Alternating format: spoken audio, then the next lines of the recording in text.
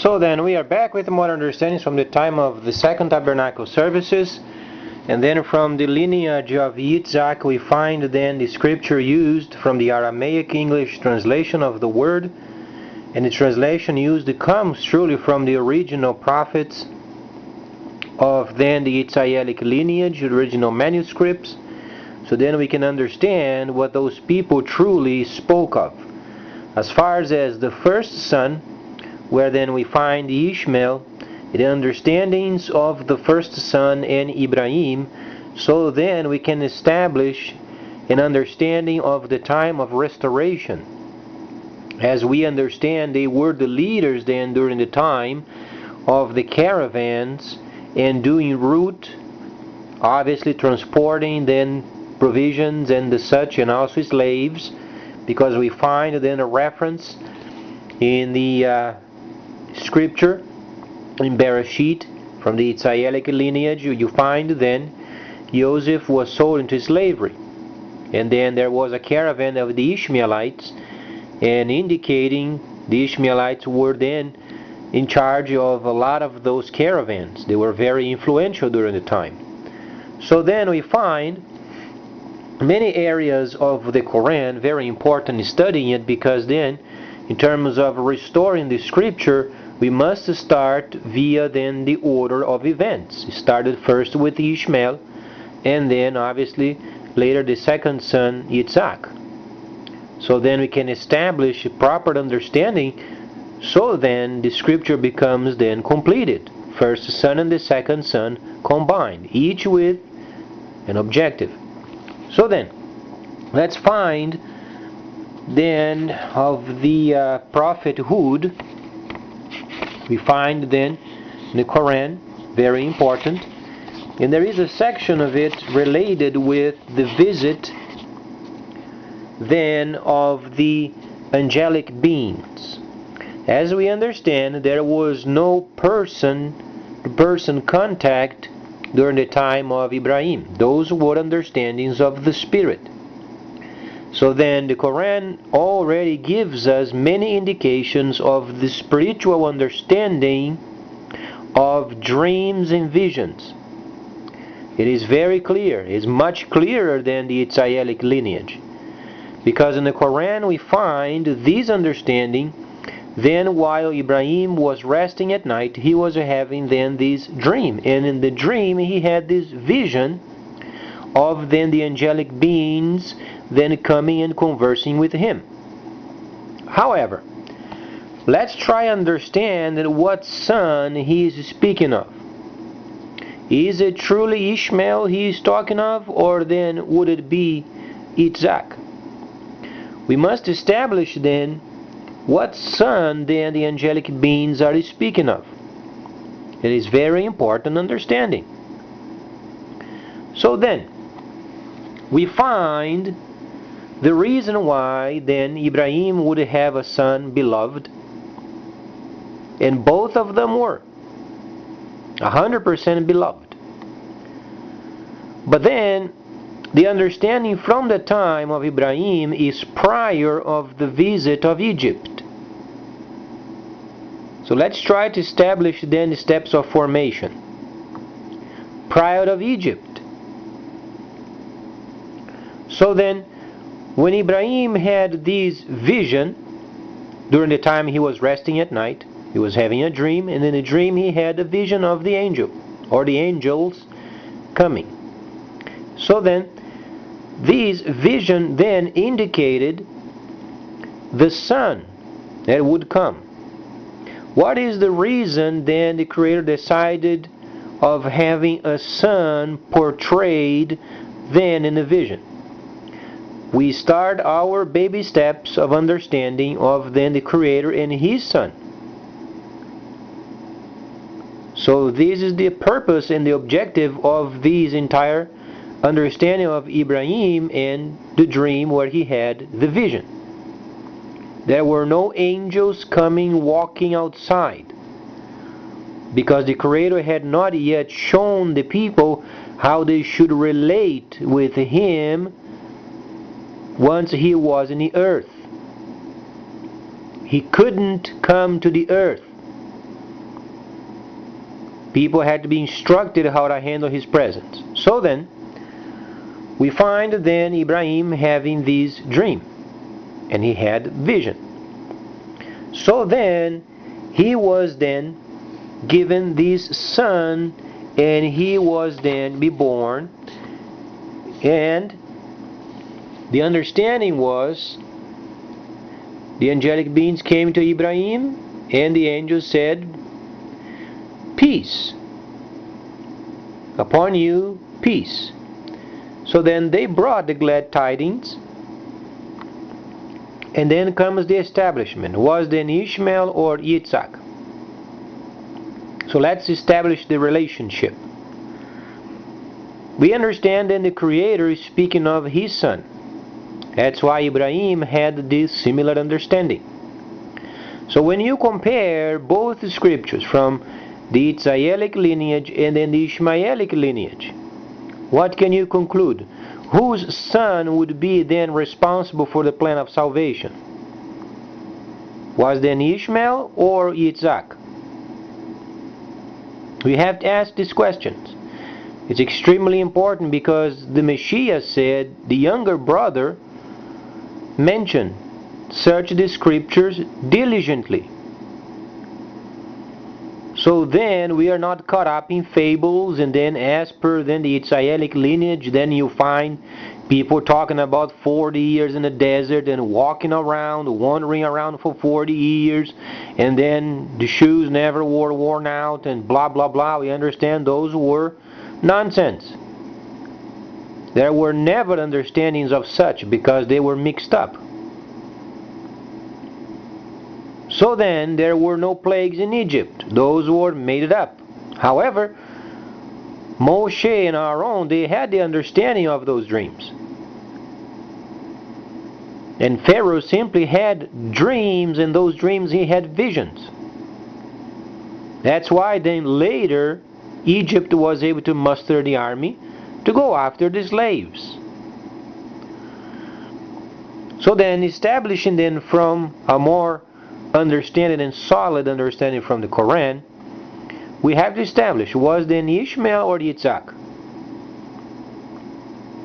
So the first understanding comes because then the understanding is of the second son. The second son because he was then related with the salvation plan.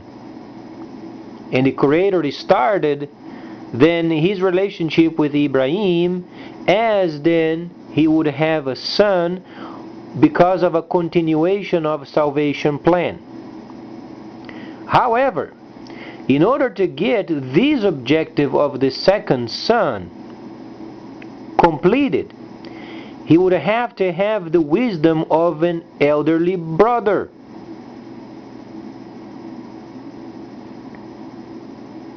So that's when our understanding then becomes more clearer and clearer.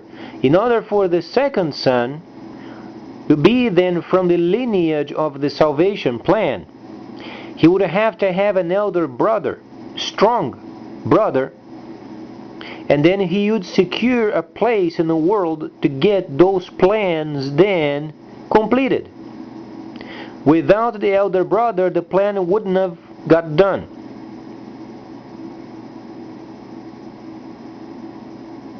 So it is then very important for us to establish it was then the second son. However, the plan would never got completed without the first son. What would be then the plan of salvation then if the time of restoration would not have a leader from his own lineage? The plan would never be then completed.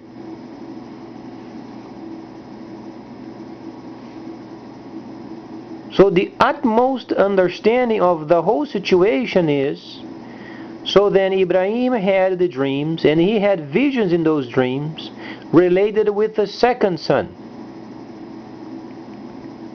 But then the Creator very wisely, because of the condition of the time, he had to have then a brother to take care of the situation until those plans of salvation would be lined up.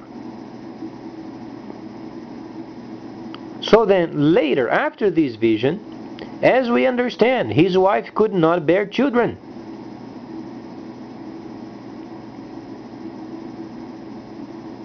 Sarah was then unfertile. She could not bear children. And then when Ibrahim experienced then a very harsh time on the land, he went to Egypt. He got rid of her. He did not want her anymore, because reminded him that he was maybe crazy, having these dreams, and then some sort of a creator, angelic beings speaking of he would have a son, and so on and so forth. Then they would be so numerous as if he would never able to count the stars of heaven. He became to be a bit crazy, because this lady, she can bear children. He got rid of her. Then Pharaoh, obviously, she was very nice and beautiful. He had some second thoughts of what he could do with her, and then the Creator had to give him a warning. He said, don't even think of it. Send her back to her husband and make sure he has then the proper provisions and what is required for the trip, and send on his way. In quote. So then you understand then, it was very direct. Simply what we understand from the Creator is, don't touch her. She is the wife of Ibrahim. Send him on his way and provide him with what is required. So then he went on his way, but then he had to face his wife again. She couldn't bear children. So then how he would then complete what the Creator said he would do if his wife couldn't bear children? So he thought there was some sort of a short circuit in the circuitry of the entire understanding of his perception of heaven. However, the visions were true.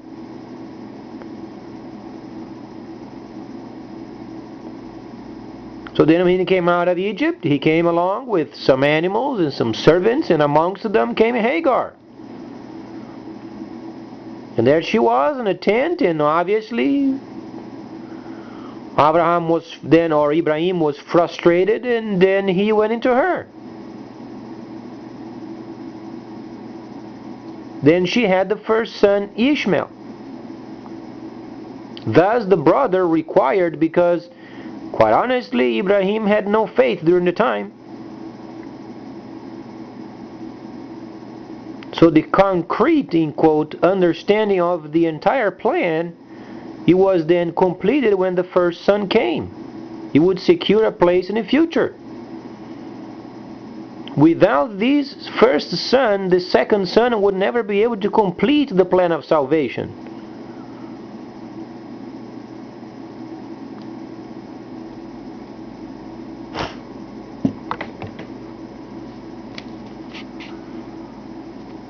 So then later on we understand Ibrahim and Ishmael with Hagar and also Sarah. She was there for many years, very sad. But then came a time where then around 40 years of age, then Ishmael and his mother, they went out of the tent. They had to take care of his objective in his life. And then Ibrahim and his wife continue on with the pilgrimage. That's when she had then Yitzhak. But then the reason why she had Yitzhak, it's because then the elder brother was taking care of what was required already during the time. Without Ishmael, the second plan would never be completed. Because try to understand, Ibrahim had no faith. He was frustrated. He was frustrated with the land, frustrated with the visions, frustrated with the dreams, and he went to Egypt. He got rid of his wife. He wanted to be, convenient. But then the Creator, he turned around.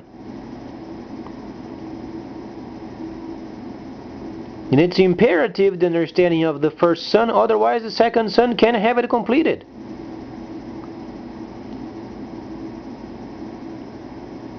So then when we read the Quran, we are reading then the understandings of the second son. However, you can't have the second son if you don't have then the first son lining up the situation. That's when both sons got mixed up and screwed up. So then he must establish then the proper understanding of this scripture, so then we can understand the whole, because then the Creator is coming for vengeance, and then it has to be lined up, or the whole planet is going to be in trouble. We've got to get it lined up, and both brothers understanding each other, each with its own objective.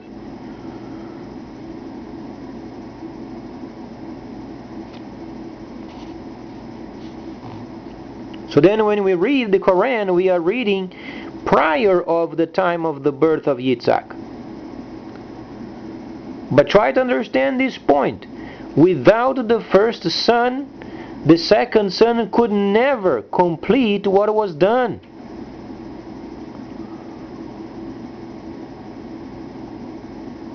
Yitzhak had to have the coverage of the first son. And the proof of it you find when Joseph was sold into slavery, a caravan of the Ishmaelites. So the first brother was already in charge of many areas extremely important.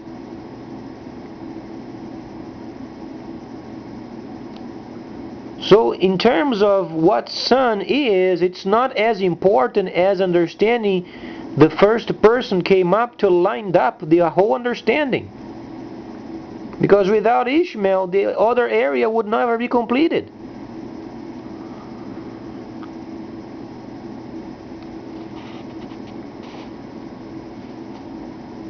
So then, should it be some sort of editing going on both scriptures? Absolutely. Because in a lot of times we find sections of it, only sections, that they're trying to overpower each other. They are mixing their objectives, and the Creator knows, each with its own objective. So then we can line up ourselves and understand the autumn feast, because this age must close. And we are very short. We have not even 20 years. And we must count it at the time of reduction.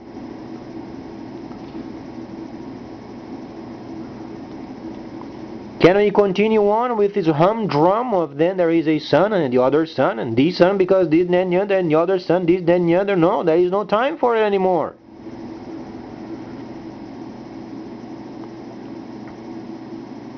And the situation at the moment is so hot, in quote, because not even the Pope can handle this so much junk in this world of the spirits. Even those people who went through the entire scripture, they translated it wrongly. And it's not the Pope's fault. Those were translated centuries ago. He was not there with them. So they had trusted what they had translated. And a lot of the situations going on beyond the scriptures, those were done because people were tax evading. They are not paying taxes.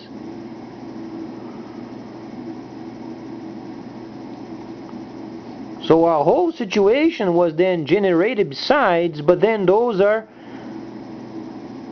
with the understanding of the translation of the scripture. And then himself as being a person of age, he's kind of a, after so many years of service, then at the end, when should, relax and have a bit of a nice time, then comes in this entire discovery of the scripture. It's kind of a lot. Not even sometimes younger people can handle it. So we've got to get this scripture straightened out. First son and the second son. And then we have to get the entire scripture put together, and then copies sent to the other denominations, so they know what to do as then congregations.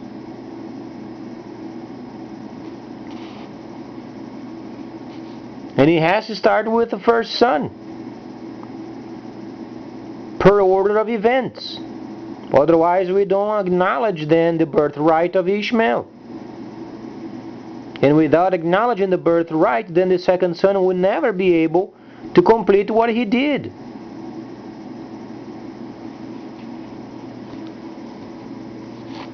So then we find these days then the second son, or then the people of Yitzhak, trying to build a third temple. That's where then the first son says no. They are not going to build a third temple, so they understand their purpose. At the moment, in a world's level, what's more important, the Yitzhak people or the Ishmaelic people? The Ishmaelic people is more important.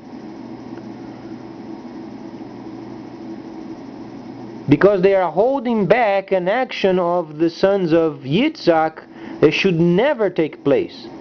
Building of the third temple. Because the Messiah said, not a stone is going to be left upon another. The temple was done away with. The Messiah was in charge in heaven and the earth. The authority was given to him as the younger brother in heaven and the earth. And obviously, because we have only 10% of the scripture, also he said, my older brother, he's going to be in charge during the time of the restoration in the future. He's going to line up the situation worldwide. And then whatsoever Moses told you to do and observe, these are going to be done on the Temple Mount.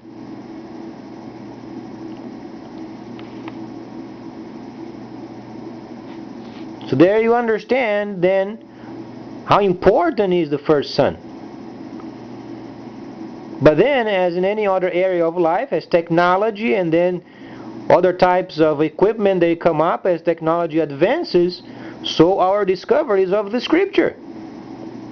Mostly because the time of restoration came. But in Daniel, from the Yitzhak lineage already mentioned, at the end of time would have a lot of knowledge. A lot of knowledge would be then available for people to do research. And a lot of information was found. So we have to update the entire scripture. We have no choice.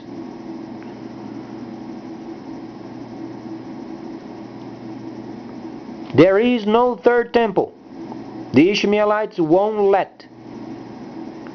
That's the end of it. Whatsoever is built over there in Israel is going to be thrown around.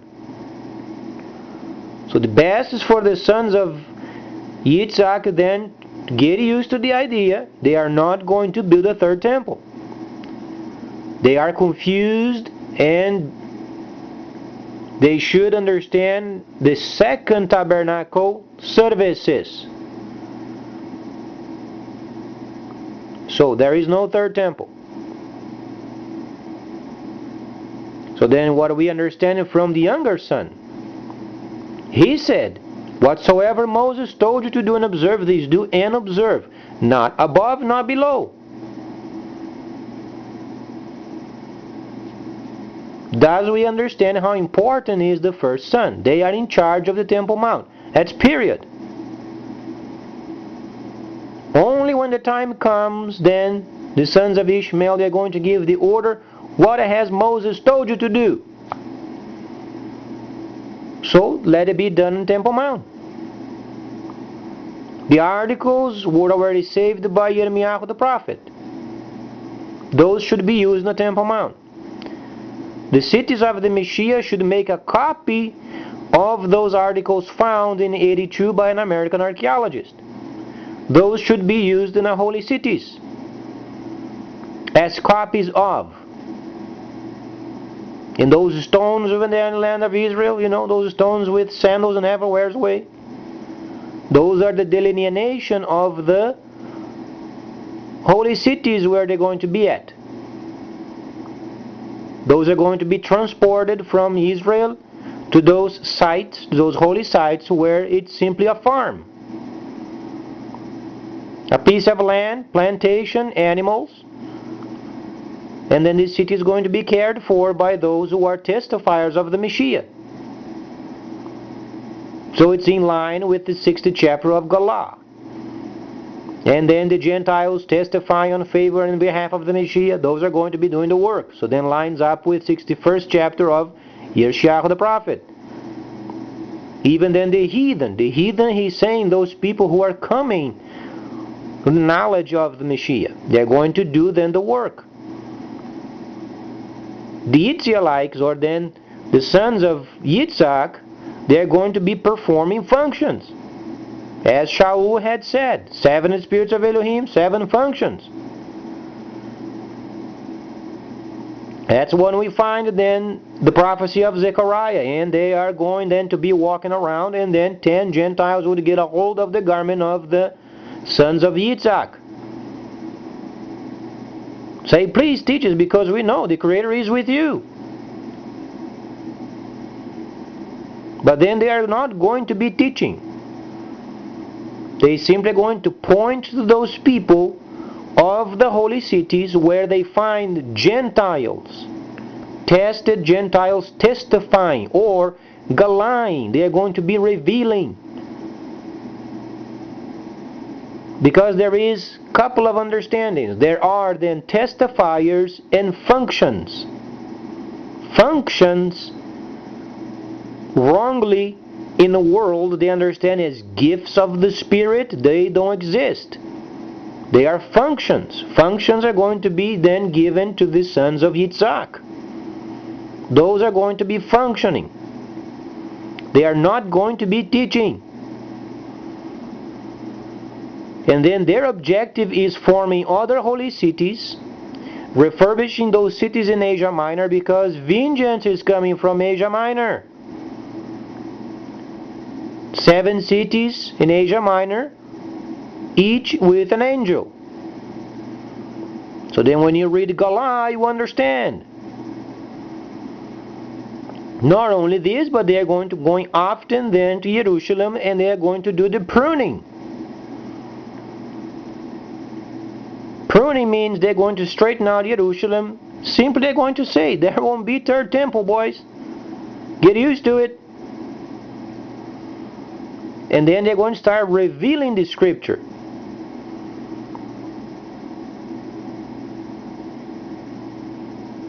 So then you begin to understand. If it wasn't for the first son, these would never taken place. So from the order of events, what son are we speaking of? Yitzhak. Who's more important? Ishmael. If it wasn't for Ishmael, the plan would never get done. So the second son is not relevant in terms of then the steps of events. You can go from A to C without going to B. Then you can only reach B if you understand A. So from the order of events, Ishmael is more important. Otherwise the second son couldn't get the job done. So these areas must be then re-studied and re-evaluated and edited.